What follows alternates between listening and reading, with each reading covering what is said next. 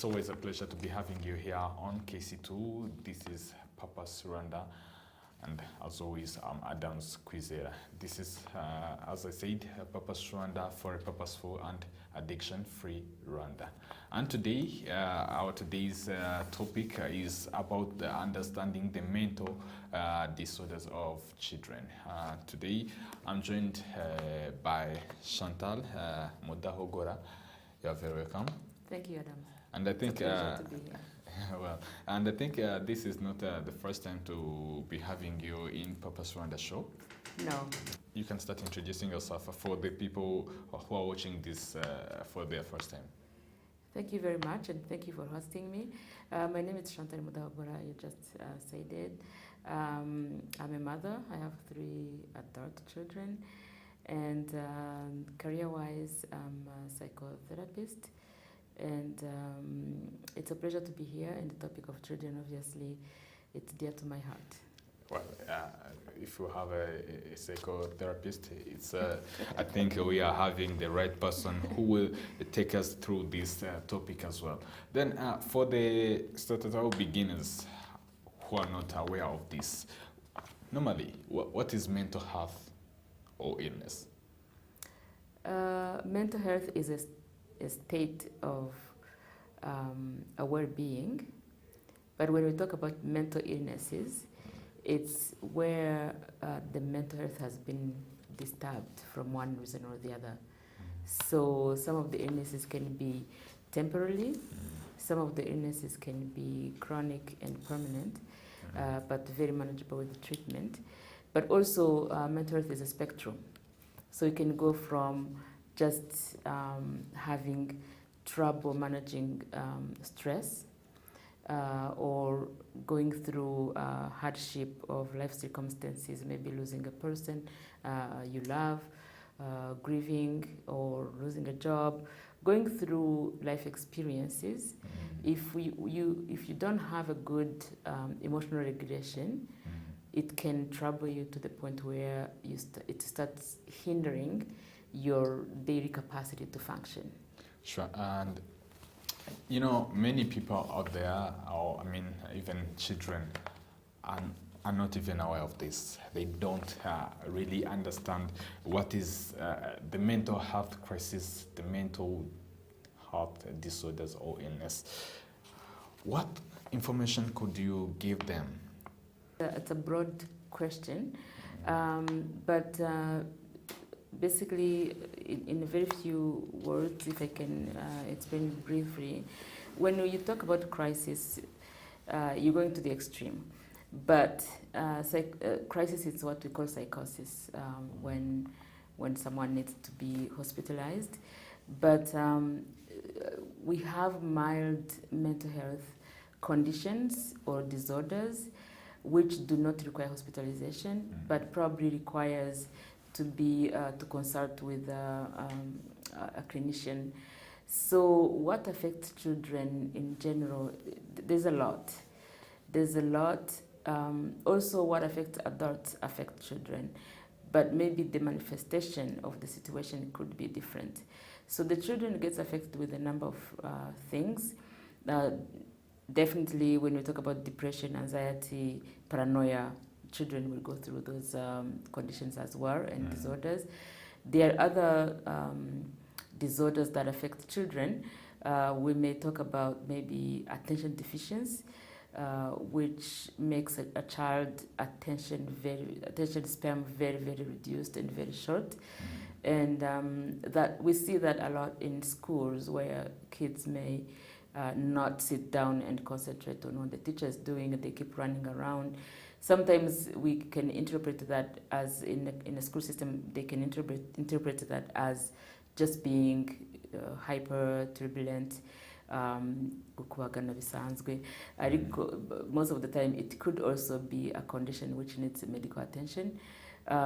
It could be a small thing like OCD, where kids becomes obsessed with things, and they can't remove their mind from that situation where they get obsessed by doing repetitive actions, doing same thing, But we start calling those conditions mental illnesses or mental conditions or disorders when it's starting to hinder with your daily activity. Most of the time, we may all have behaviors or some certain issues with the way our brain functions, but we learn how to cope with it. But when it starts affecting your daily routine, your function, and you can see that a child is suffering in a classroom, then we look for clinical attention.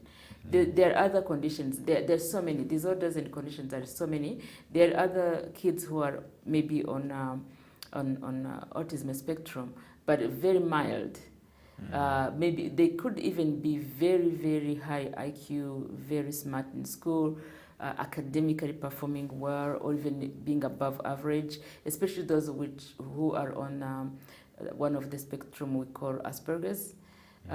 Those are highly functioning academically, but they are very poor performing socially.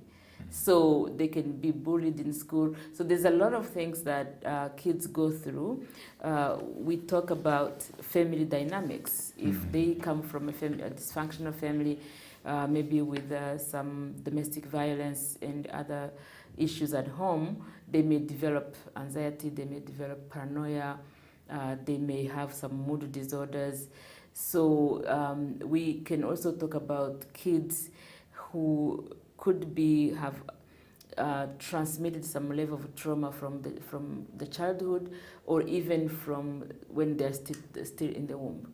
Because like I told one of your colleagues in the past, the child can start accumulating mother's emotions, sometimes fathers too, but specifically mother's emotions when they're 4 months in the womb. So those kids are already born with some conditions, some behaviors, some symptoms, some triggers that they are not even aware of, because they did not have enough conscience to recognize what was happening in the environment. The other thing I can mention quickly is also the human development stages. Kids go through those stages too, and sometimes when parents don't have awareness, it becomes problematic, because a kid is growing. Let's say a kid who is 2 years old. They become very active, they are exploring, they need to know, and also it's a stage we call independence. So they want to be independent, they want to do things on their own, they want to put clothes on by themselves, they want to feed themselves, and the parents and family members are saying, no, come, I need to feed you. So in that process, we are interfering with the personal growth of that child. So there's a lot. Yeah, there is a lot. But as you said, is autism a part of mental health disorder? No. What but is it? The kids with mental health, with autism, may end up developing mental health disorders like depression, anxiety, and other things. That's what I want to point out. Autism is a brain condition. Well, then what are the common mental disorders in children? As we are having a psychotherapist who always know. It's hard to say without having statistics, because statistics vary from country to country, vary from continent to continent, because conditions which may affect kids in North America may not be the same condition which affects kids here. But generally speaking, it's what I just said. Depression is one of them. Not understanding, because when we don't understand them, they end up developing behaviors. And when they develop behaviors, they will have their own narrative of what adults are and what conditions they are in. So I cannot list them without having statistics to say there's a survey which has been done to see what's the high level of it. But I mentioned OCD, I mentioned ADHD. OCD is obsessive compulsive disorder. ADHD is attention deficit hyperactivity. Those are very prevalent in a classroom. When we talk about kids who have already started school, and sometimes we confuse it as other things. Maybe kids is hyper, maybe kids is just being a kid. But as I said, any condition becomes problematic when we start seeing that those conditions are preventing them to fully function. Like in the classroom, for example, if they can't sit down and they're climbing, they go out, then it becomes problematic. The classroom needs to find a way to accommodate those kids, because when they don't fit, it frustrates them. They get bullied or they get labeled, pushed away, and they get frustrated. Actually, may end up even on more conditions of like depression, because they don't belong, they don't fit. You know, there are some experts who knows that these mental disorders in children are related to social aspect of parenting. Do you think so? Well, parenting skills is a key. Actually, every parent should go through some coaching or some kind of learning, because there's some instinct thing we have in a motherhood or in a parent. You know what to do just by your wisdom and your consciousness. But there are also other skills that we need to learn. For example, what I just said of human development, those stages. There are some stages which affect kids really deeply, where when they are 5 years old to 7, it's very problematic. The time is very small, it's very short. I'm trying to go through it's things okay. You can express it. to compact the things at the same time. Yeah. But basically, the parenting skills is a key. I think for new parents, we should have grassroots organizations which are looking into that. Because, for example, I'm going to give you a typical example. When a child is 4, 5 to 6, some kids may delay to 7 even, they go through what we call complex de Oedipe. It's in French. That stage is very critical. Kids go through a situation where they have the first phase of self-discovery, because the other one will be when they become teenagers. The self-discovery part, when you are going through that complex de Oedipe stage, most of the time, parents, when they don't know, they push kids away. So what does complex de Oedipe do? The kid is identifying themselves in a gender-wise, meaning that a boy is recognizing that they are a boy. A girl is recognizing that they are a girl, gender-wise. In that situation, a kid who grew up in a monoparental family, they suffer. For example, a child who is growing up with that just mother and there's no father figure in that family household, those kids will suffer. Because a boy will be attached, glued to the mother at that stage, and the daughter will be glued to the father. So a girl who grows up in a monoparental situation where it's just mother, they don't have that father figure, and they will have a gap. In that gap, at the end of the day, when they grow up, that's where you see girls going to get married, and because they never had a father figure in household, they want the husband to be the one to fill all those gaps. And then, of course, obviously, the husband cannot be your father. So in the end, when they come with these preconceived ideas that I never had a father figure when I was growing up, so my husband will have to fill those gaps, and then they crash. So that's an example. So when parents don't know those situations, the girl will come and be glued to the father and actually be jealous of the mother, try to push the mother away from the father. So when they sit together, she tries to go in between. She goes in between in the bed. She wants to go sleep in between the parents. And most of the time, because she's 5, they push them away. Oh, go in your room. What's wrong with you? So when she gets pushed away at that time, in the end, she will make these preconceived ideas that mother is a bad person, because she doesn't understand why the mother does not give her the space she wants. There's other things about parenting skills. Playing with kids. When kids are 2.5 years old, sometimes they don't understand why dad cannot sit on the couch or on the carpet and color with them. And you know, in our Rwanda culture, not many fathers, especially of certain age, will crawl on the carpet with the kids to play with them. Exactly. But the kid won't understand why dad cannot play with me here on the carpet. And they will ask you, they say, Dad, come, let's sit on the carpet and play. And sometimes they go outside in the park, they don't understand why dad is not playing soccer with them. So all of those things in our culture specifically, where we think kids are kids, they are not affected at a young age. No, kids get affected in a very young age. When I was working with the Autism Ontario back in days in Canada, I had a child who had depression, actually had some suicidal thoughts at the age of 4 or 5, I can't remember. And he was very young, and the parents were actually did not understand him because he was refusing to go in school. He was on the Asperger's spectrum. So when I asked him why he doesn't want to go to school, he told me he doesn't need to go to school.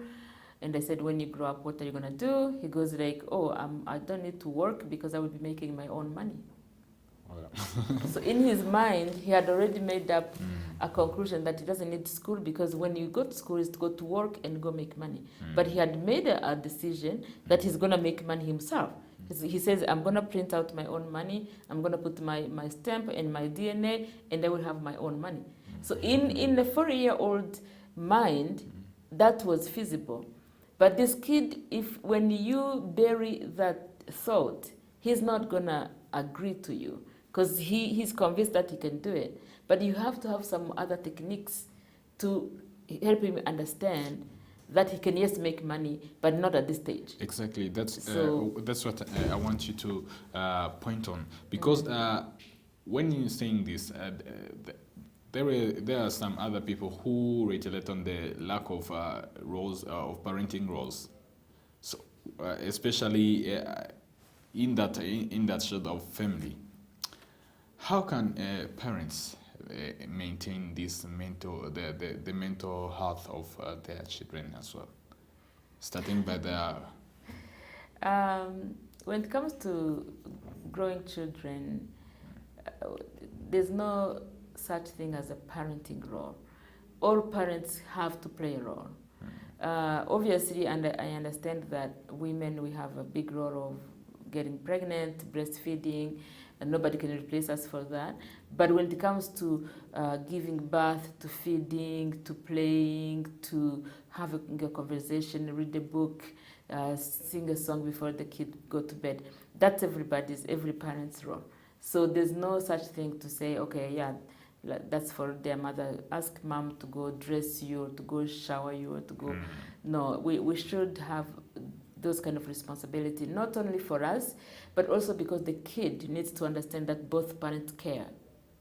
So if they don't see you home, their conclusion in their little mind, which does not have all the dots of life, you have to find a time for the kids. I do understand we are in an era where parents are very busy and we are all struggling to meet the ends and working long hours, going to school after work, like all those kind of things. But at the end of the day, the package we give to our kids by spending time with them and being affectionate with them and listen to them, let them express their emotions and feelings, it's equally as important. Providing for kids is one thing. Working hard and have a good condition, good lifestyle, so you can provide to them, it's important. But it's also equally important to be present in your kids' lives. Then we are saying having a purposeful and addiction-free Rwanda. How can a purposeful and addiction-free life can help the community to overcome from this issue of mental health disorder, and also by preventing it? Preventing becoming a victim of mental health disorder. That person. Prevention is very possible in a way that if we grow up in a household where there's a stability, there is, you don't have to be rich to have peace at home. But in the situation that we all see, it's that also parents are stressed out. Parents are going through hardship. Parents are going through so much in their lives, so they end up not providing not being present for the kids because they don't want to, but because maybe they are too busy and they're too tired. So the more the parents can get helped to be able to have emotional regulation themselves, the stronger they get emotionally, the better they can provide to the kids. Because if the kids are growing up in a household where they have they're showered with a lot of love, a lot of affection, a lot of attention, it's most likely that later along in their teenagerhood and when they grow up, they will be more balanced. But if the kids grow up in a family which is struggling emotionally, a lot of brutality in a family, it's most likely that kids will not be balanced when they grow up. So to prevent mental health, it has to start from home. Make sure that kids are growing up in a safe environment and healthy environment. Meaning that, and I'm not talking about wealthy here, I'm not talking about I'm talking about the little you have, your kids have to be happy. Make sure that you protect them from your stress, from your struggles. Make sure that when you come home, you are fully present to give them the attention they need. Get to know them, get to know how they think, what they are like, what they dislike, their desires. Get to just build that friendship.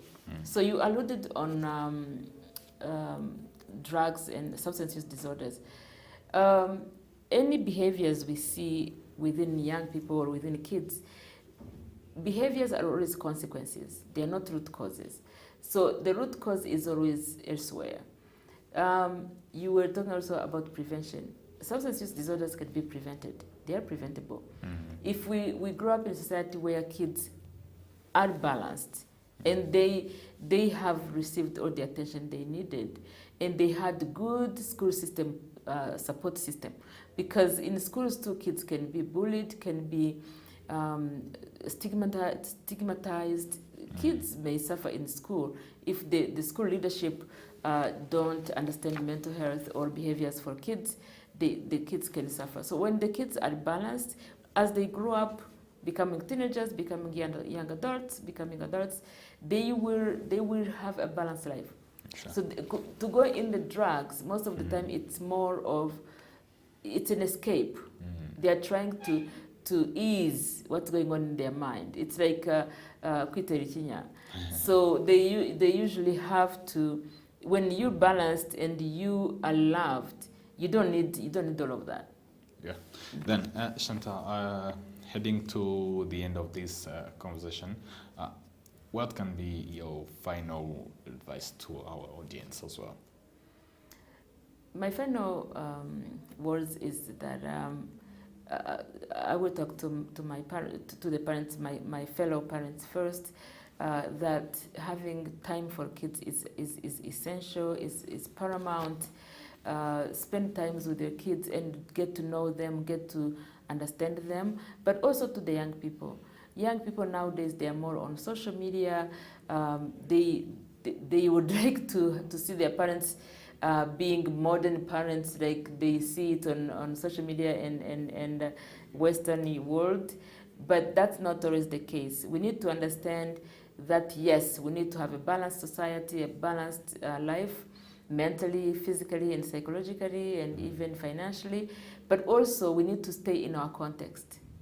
We live in a country where it only has been almost 3 decades after the genocide. We're still rebuilding. And rebuilding does not mean necessarily facilities. It also means rebuilding people, society, to get the social fabric mended together again. So kids should not, or young people should not, forget where we came from and expect their parents to be fully equipped to be there for them. So